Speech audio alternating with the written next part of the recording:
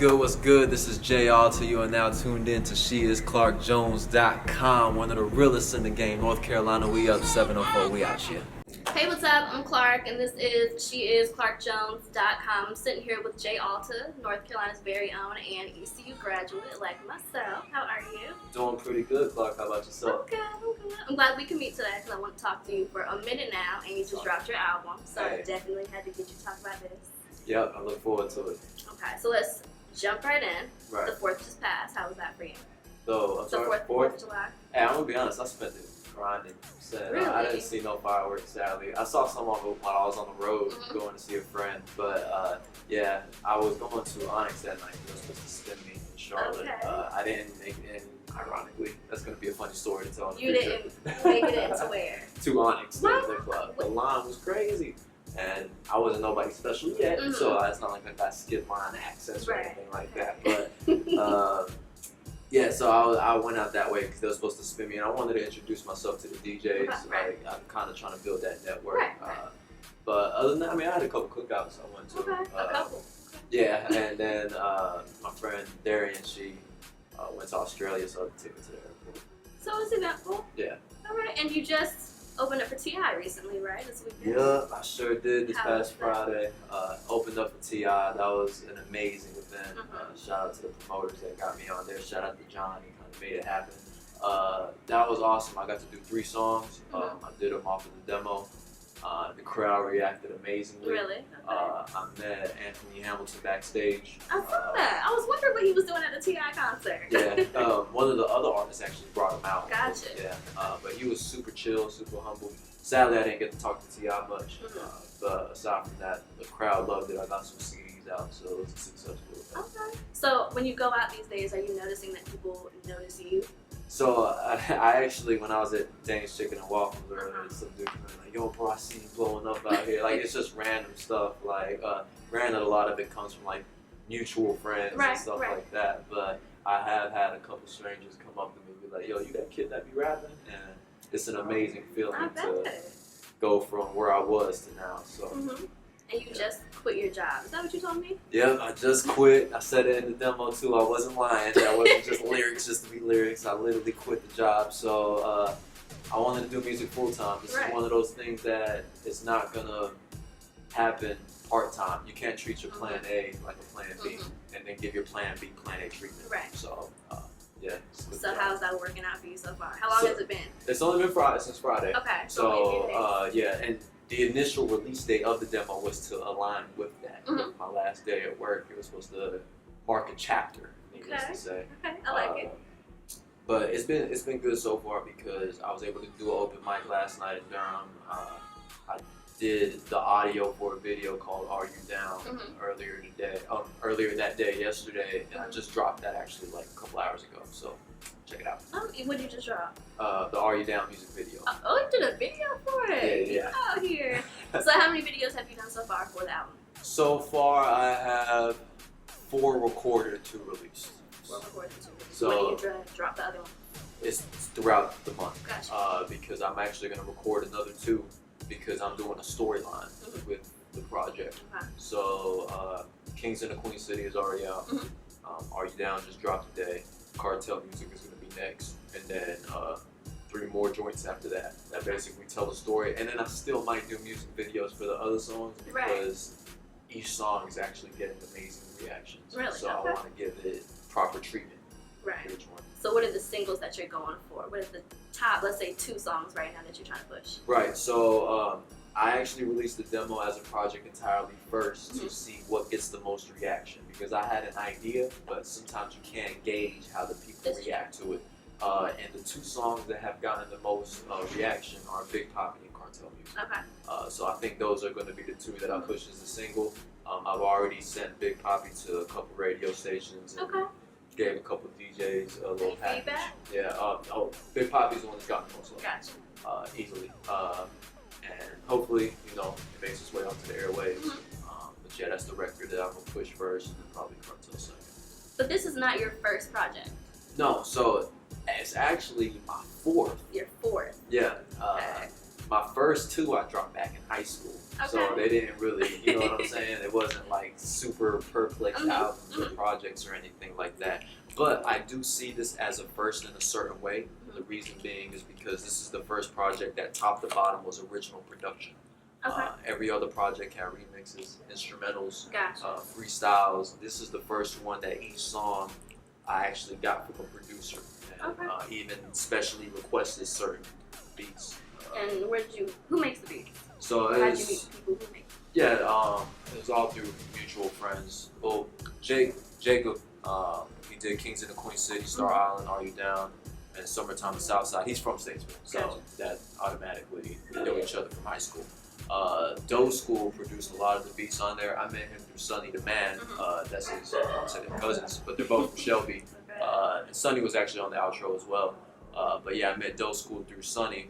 And then Glaze, I met at the studio that I recorded at Compass Studios. He did the intro. So those are the only 3 producers on the project, well, 4 producers. I try to keep it limited, because Glaze only got 1 beat and the others had like 4 or 5 beats at least. Because I always felt like having a consistent producing team keeps a sound. You know what I'm saying? It doesn't keep the project sounding all over the place. Right. Yep. I can second that. Okay. So you working with only North Carolina producers on this? Yeah, as of right now, they're all from North Carolina. Glaze is from Raleigh. I want to say, I might be wrong on that. Doe School's from Shelby. Jake's from Statesville. Sonny the Man is from Shelby. And then that's not intentional, so to speak, but it just so happened to be that way. Okay, so 4th project. And when was the last one put out?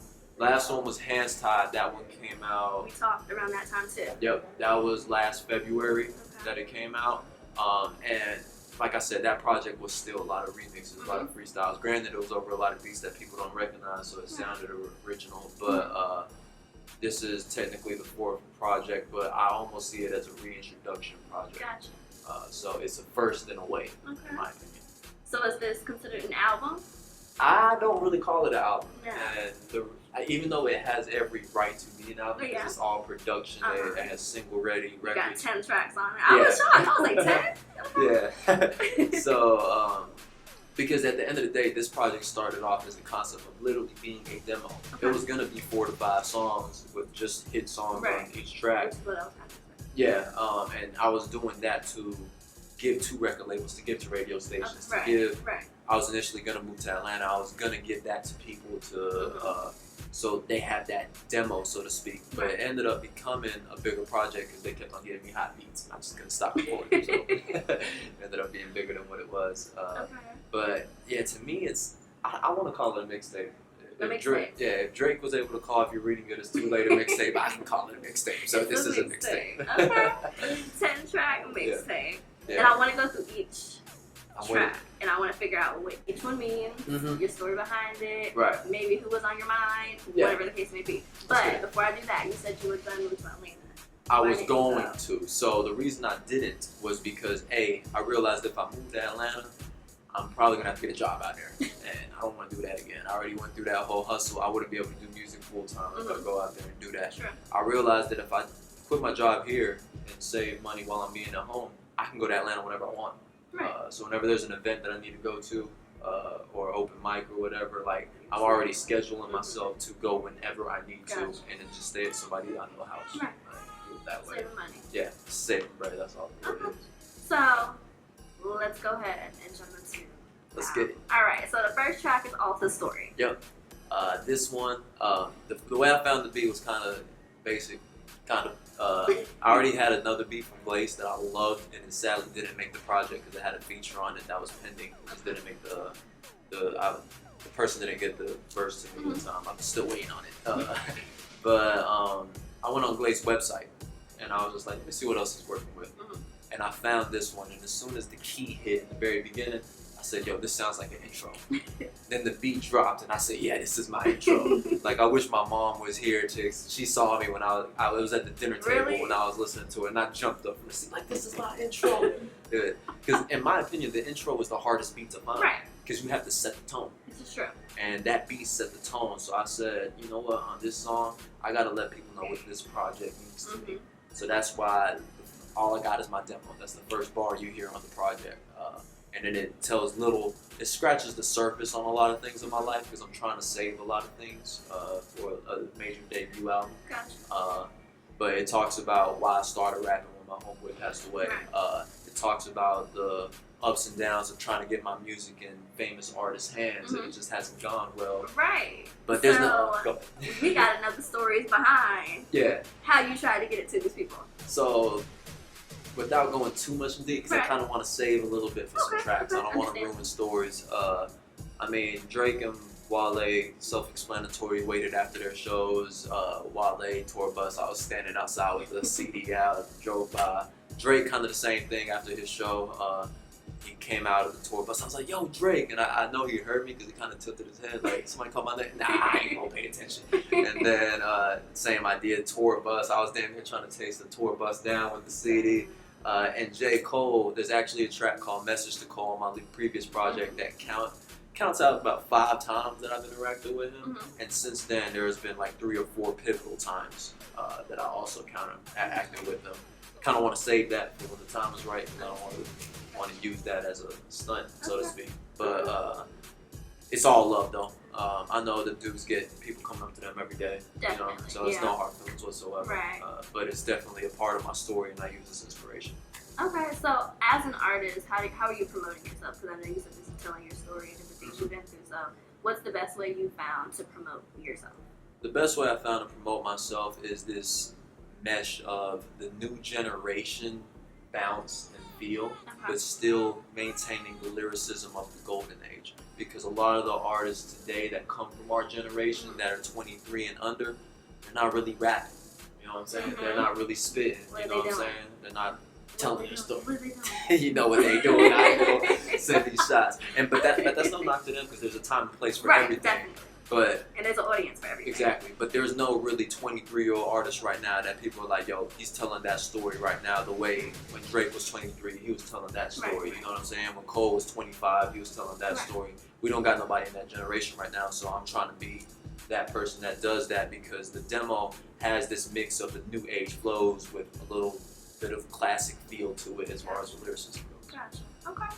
So, next song is Kings in the Queen City. Yeah. Kings in the Queen City with my team, and you know they getting cream with me. Yep. Jacob sent me this beat. He does this thing. I don't know why he does it this way, but he'll send me clips on Snapchat, so I can't even save it. I don't know. It might be hot off of one listen, and it's not really hot. But he sent me that, and I said, "Ooh, send me that." And when he sent me that, I was in this stage of like, "Yo, I need to make a track that's talking about the 701." It's just like you just everybody has to have that one song. Yeah, you know what I'm saying? Like it was just a street riding track. So that one came kind of naturally. Kings in the Queen City was just kind of a play on words and just talking that talk on it. So Are You Down? And I really like this song. It's one of my favorite ones on the album. So this one came about. This was I actually hit up Jake on this one and was like, "Yo, I need an outro." And this ended up being the 3rd song. I hit him up and I was like, I kind of want something like Drake's Do Not Disturb. So I listened to the artist Drake sampled for Do Not Disturb to go down her catalog to see if there was anything else that sounded similar. And I ended up finding that track. Her name is Snow. I want to say it's Allegra Snow. I think that's how you pronounce it. She's dope. Don't sue me for sampling. So I found that sample. It was on a track called Home. And I sent it to Jake. And I was like, bro, I know there's something you can do with this sample. And that's how that beat came about. Wow. So he sent me that.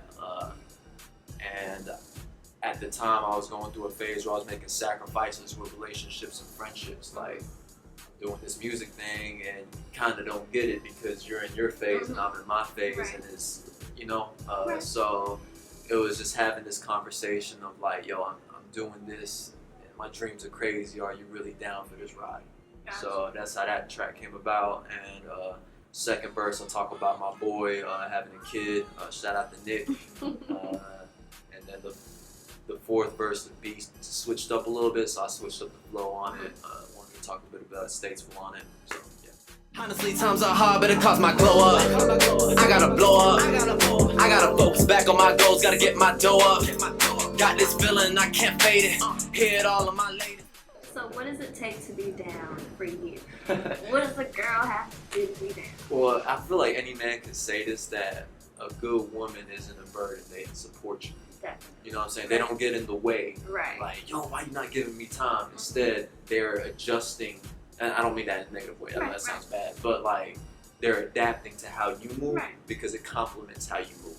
So when I'm done doing the work, I got this girl I can fall back on. You know what I'm saying? So that's what being down is. Okay.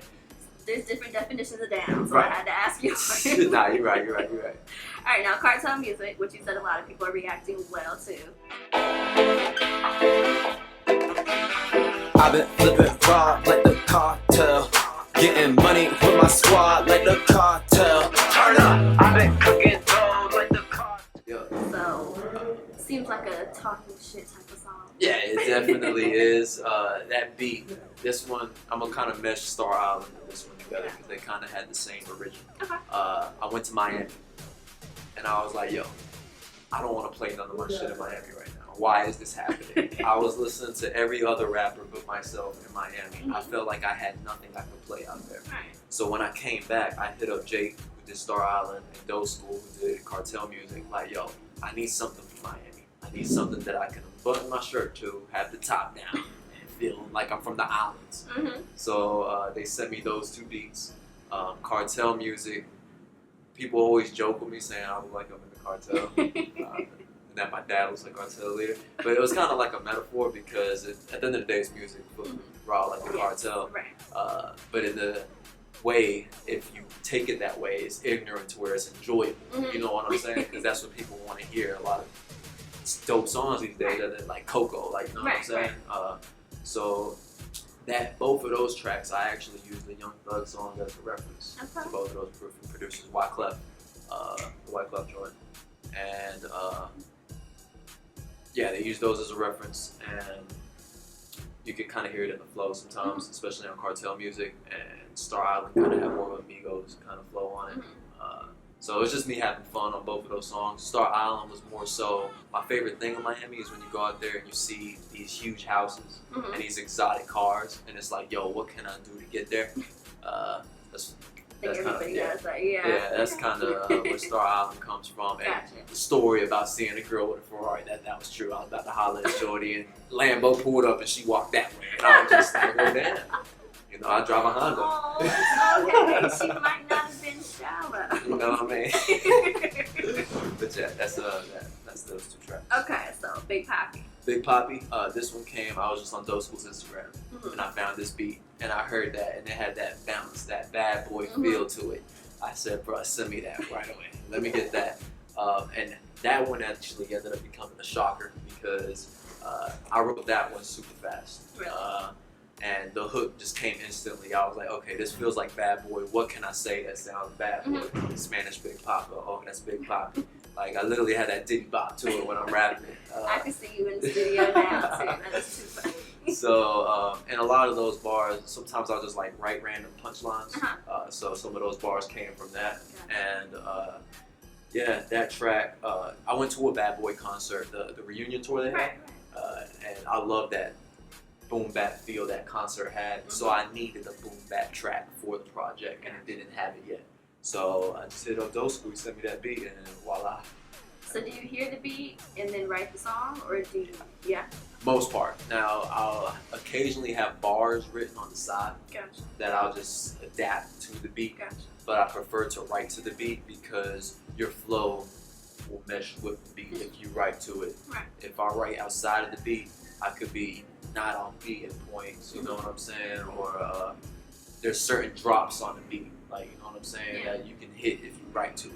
So I prefer to write to the beat. Okay, next song, Summertime in Southside. Yep, so this one's actually a little bit older. I dropped this one last October, and I didn't feel like it got the reaction it deserved.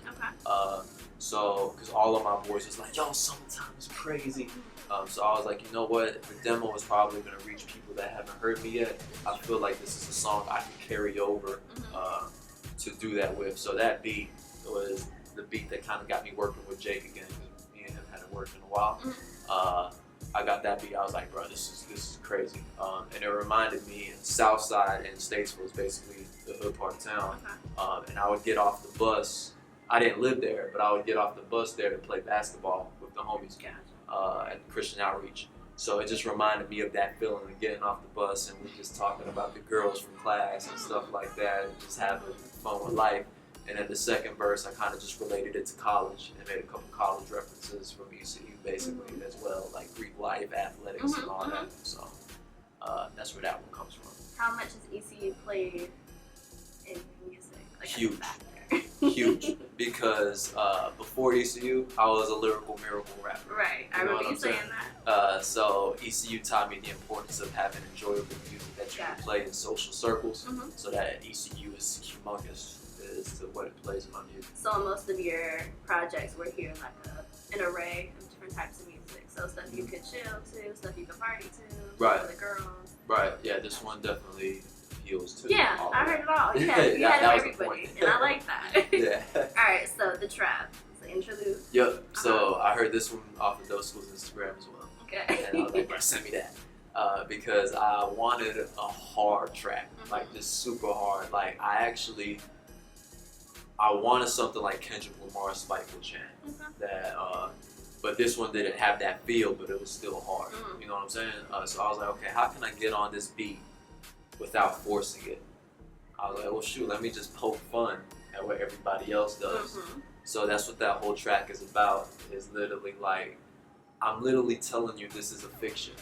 Now watch me switch it up and do it. And that's like how the last 8 bars are. It's like, bitch, in my arm, Louis my drawers, get up on the pillow. Like I just told, but it sounds so good that it's like, yo, I'm turning up to this. Like, so that's how that whole song came about. It was kind of just a play. It was actually a bit longer. It was like a 4.5 minute song, but the first half of the song didn't have the magic that the second half of the song did. So I just kept the second half and made it an interlude. Okay, I like it. It's one of my favorite songs on there too. Appreciate it. Okay, so is it Alicia's theme? Yep, Alicia's theme. And who was Alicia? Alicia was a girl that been holding me down for a bit, you know what I'm saying? So she deserved the record. And it was, I like to use personal moments to write, you know what I'm saying? So she provided a lot of inspiration. So basically this song was documenting a feeling of like opening up in essence. Okay. You know what I'm saying? This is obviously inspired from like Bud and Drake, they do this all the time. So I used a little Daredevil backdrop. That's what that intro is from Daredevil. So you take a lot of. you got an ear. You can hear things and just Yeah. I appreciate it. I actually hit up Those School with this one and was like, yo, I need an outro because like intro and outro are the hardest piece to find. Definitely. And he sent me this one. I was like, this ain't really an outro, but I like it, so I'm using it. So I ended up writing this one in like 1.5 hours, 2 hours. It was a super fast song to write. How long does it usually take you to write a song? It depends. Maybe a lot of my songs are pretty short, so maybe like 2.5, 3 if I sit down and focus on that. Sometimes I'll do a verse and then play it off to the next morning so I can stay fresh, not burned out. But this one I wrote in like 1.5 hours. So yeah, just tackled the struggles of kind of being in a relationship, being an artist, and then got a little personal on the second verse. Because you mentioned a few people's names. Yeah, I did. But you just said the song was about this girl. Yeah. But you mentioned all these girls. So wait a minute. I'd be kind of upset if my song had other bitches' names. So that one kind of, if you notice the first 2 bars of the second verse, it was, your friends keep on mentioning my past. This is the part that we discuss it. So that's kind of, that's kind of where that comes from, where like, she's like, yo, what about this girl I heard about? What about this girl? Girls do that a lot. Yeah. So it was kind of like, yo, here's everything on the plate. What's up? I just told you what's good. So that's kind of like how that, and it was all in good taste. I try to write it in a way where it's not like I'm slaying anybody or setting. I don't know. Let me see. Cause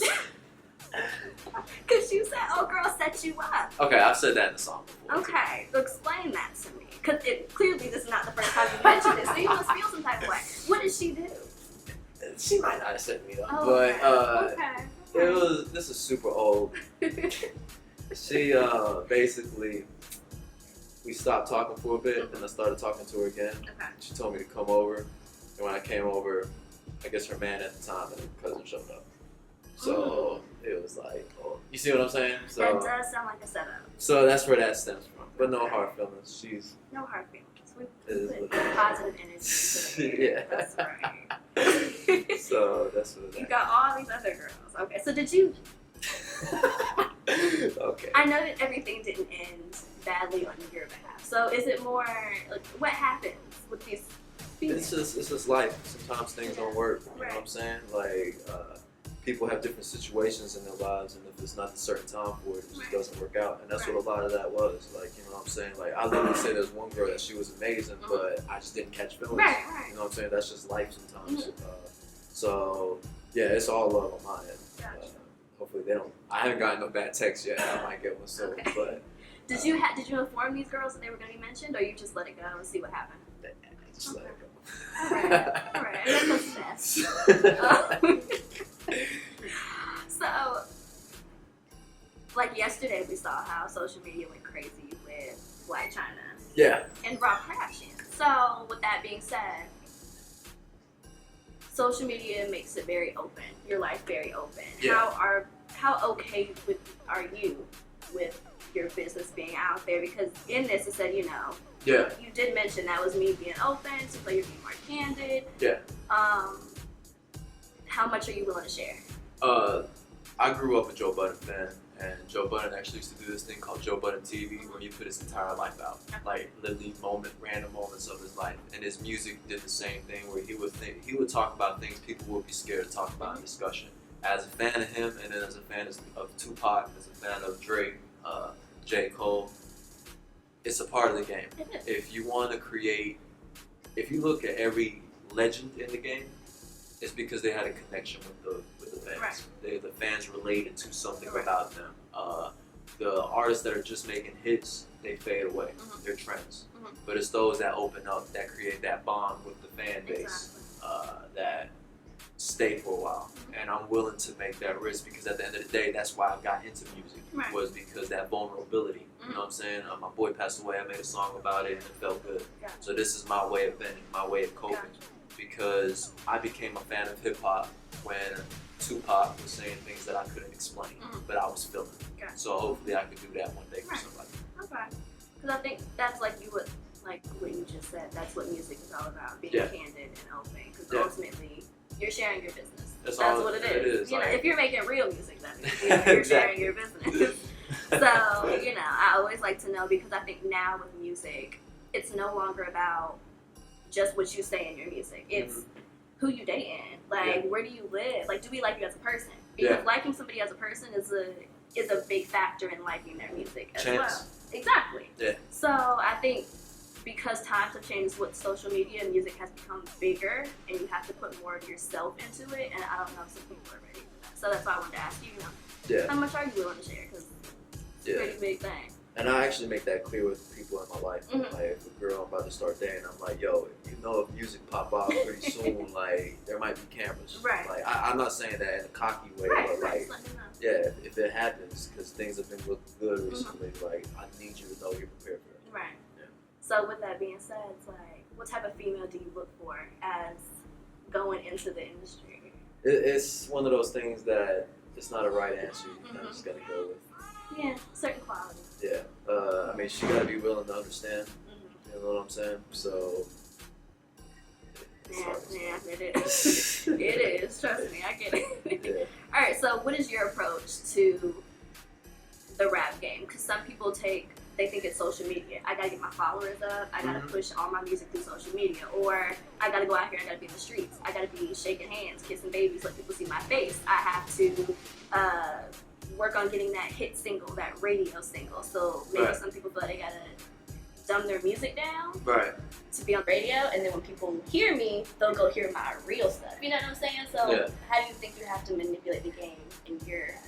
It's funny, because I think I've been in every single one of those stages you just mentioned. Really? Easily. I've hit the stage where I was like, yo, do I need to dumb my music down? I've hit the stage of yo, is it all about the internet? Do I gotta get my plays up? Do I gotta get my views up? So what I kind of figured out is one of those things, there's not really a right answer. You kind of just gotta do you. And honestly, I'm in a way right now. I'm trying to mix it all up. You know, internet is important because you can reach people you typically couldn't reach. But the streets are important as well because people want to be able to say, "Yo, that was that kid from the block in that open mic." And it creates a personal attachment. If I come up to you and be like, "Yo, you rock with that?" And be like, "Yeah," I'll be like, "Yo, can you check this out?" You know what I'm saying? Like, it's different as opposed to getting a SoundCloud link on your Twitter that mentions a random link. Bro, check me out. Get out of here. So, but the internet is still important though because there's artists like Bryson Tiller literally got popping off of SoundCloud. You know what I'm saying? So it's all important. I'm trying to not to neglect either. So maintaining the internet presence, street presence, making music that's real to me but still enjoyable to the public. It's kind of like that happy medium of every spectrum. So yeah, I'm just marketing myself as me. Yes. You're too cute. So what have you learned in this past year or two that you have entered the business? You know, whether it's about people, whether it's about how to do production. What have you learned? What has it taught you as a person? I've learned so much things. I don't know if I'm gonna be able to name it. But first and foremost, you can't do a full-time job with this. There's no. Well, you can do it to save up to a certain point. But if you're ready to take that leap of faith, you got to take it because it's just unless the cards just play right, you're not going to position yourself working 50, 40 hours a week and then trying to do music. You need to be doing 50, 40 hours a week towards music and then doing whatever on the side to survive. The people in the game, they don't take their word. So everybody say they want to help you out. I swear every day I meet somebody, bro, I know this person, I know this person. Nothing comes from it. So you gotta watch who you keep in your circle and who you put your trust into, but don't ever downplay an opportunity because it was the person I don't want to say least expected, but kind of didn't count on it. That got me the T.I. gig. That got me the Manny Fresh gig. You know what I'm saying? So Manny Fresh, I saw that. How was that? That was dope. It was like super random, so it wasn't like a lot of people out there. And it was one of those things where it was like, yo, I haven't worked with this dude before. I could come up here and they'd be like, who are you? That's why I didn't really promote it. You know what I'm saying? Because I didn't want to. That was my first time working with bro, so I didn't want to look stupid on Instagram. So yeah. It's just, you gotta be open to every opportunity and you can always be humble enough to work with anybody. Like, I just opened up for T.I., but I was on open mic last night. Like, there's still places I gotta reach. And also that, what else have I learned? People want to hear bouncy music, but they also want to hear real music, believe it or not. So I just gotta make both. You know what I'm saying? Just be you in the best way possible. If that radio single comes, let it come naturally. You can't force it. You can't force it. You will sound crazy trying to sound like everybody else. Exactly.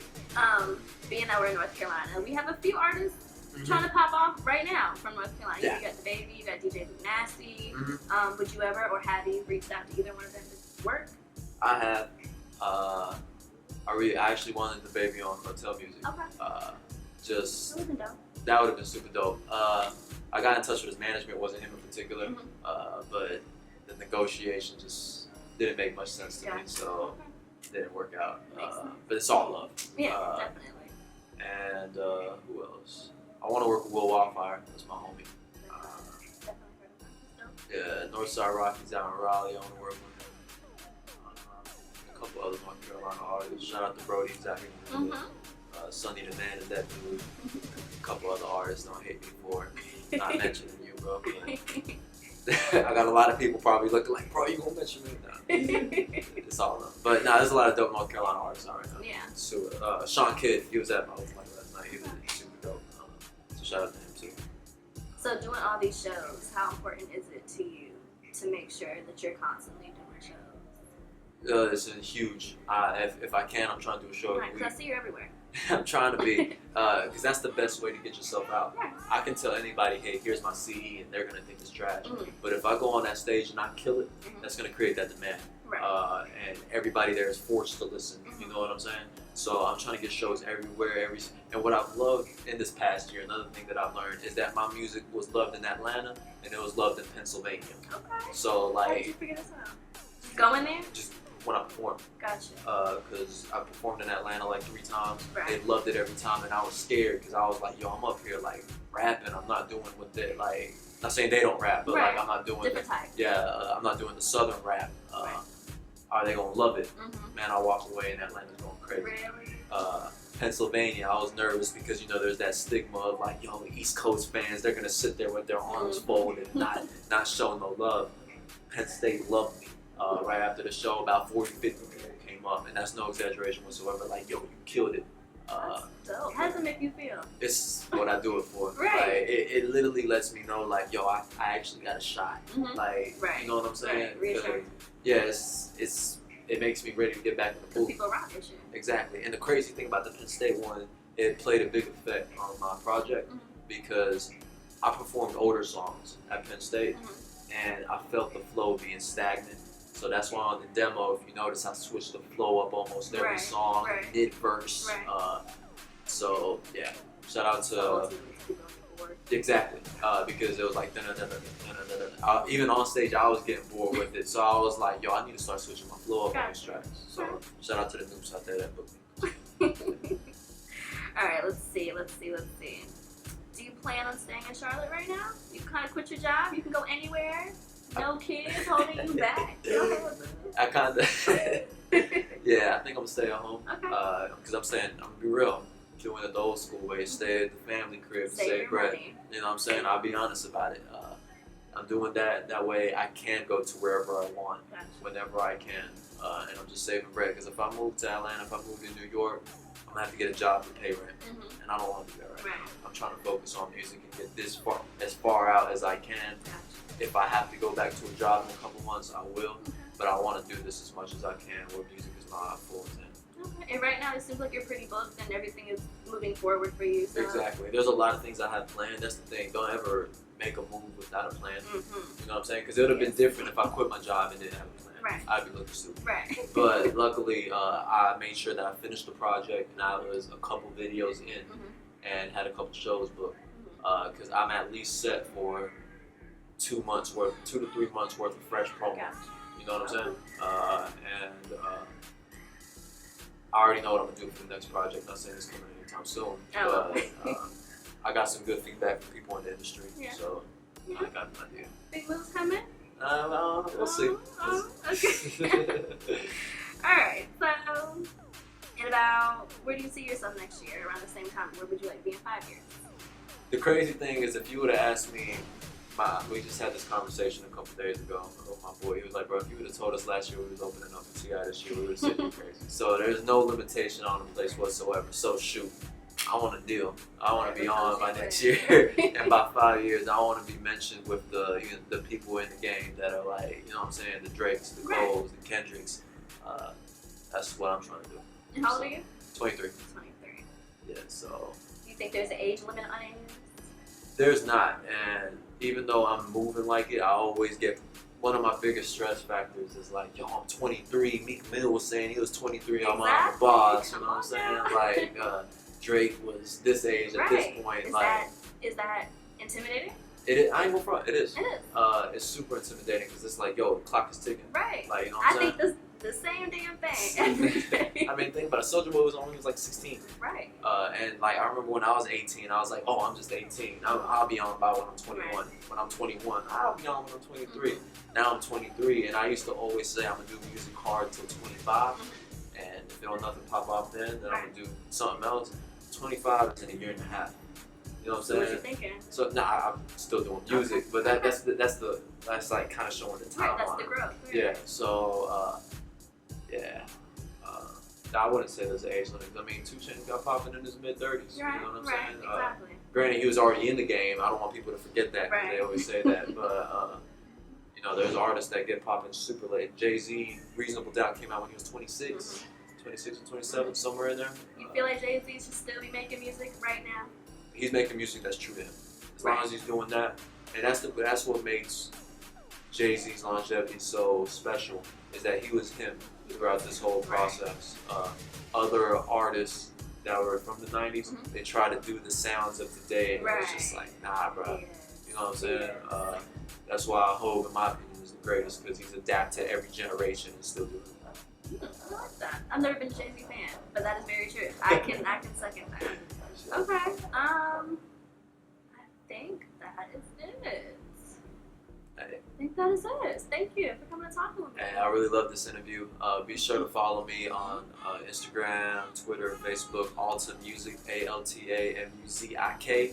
Also Snapchat. They don't let you change Snapchat. I'm still JP the Kid on there, so JPDAKID.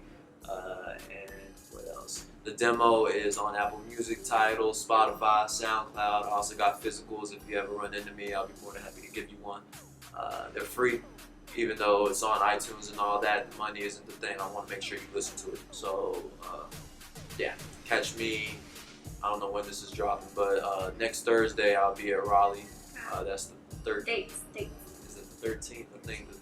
I think the 13th is next Thursday. I'm at Club Ruby with Incognito, Okay. Shane, Shane, Danny Blaze, and that next Saturday I'm at Charlotte Studio 1212 or Studio 1212. I don't know how to say it. Cleavon Don, and there's a couple other artists on there. Shout out to Cleavon for getting me on that. And then I'm in Statesville. I want to say the 21st at the Civic Center. So a lot coming up, like I said. So staying busy, as you should. Trying to. All right, well, thank you so much. No doubt. And no idea when the next project's coming out. We're focused on this one. Right. I ain't gonna. I hate to do this because it's gonna set an expectation. Oh, I'm hoping to do winter though. Winter. I want a winter project. Okay. Because the demo feels like summer. Okay. I want something. I want something grimy and raw and gritty in the winter. So maybe we'll talk again in the winter. hopefully. Okay. All right. We're out. Deuces.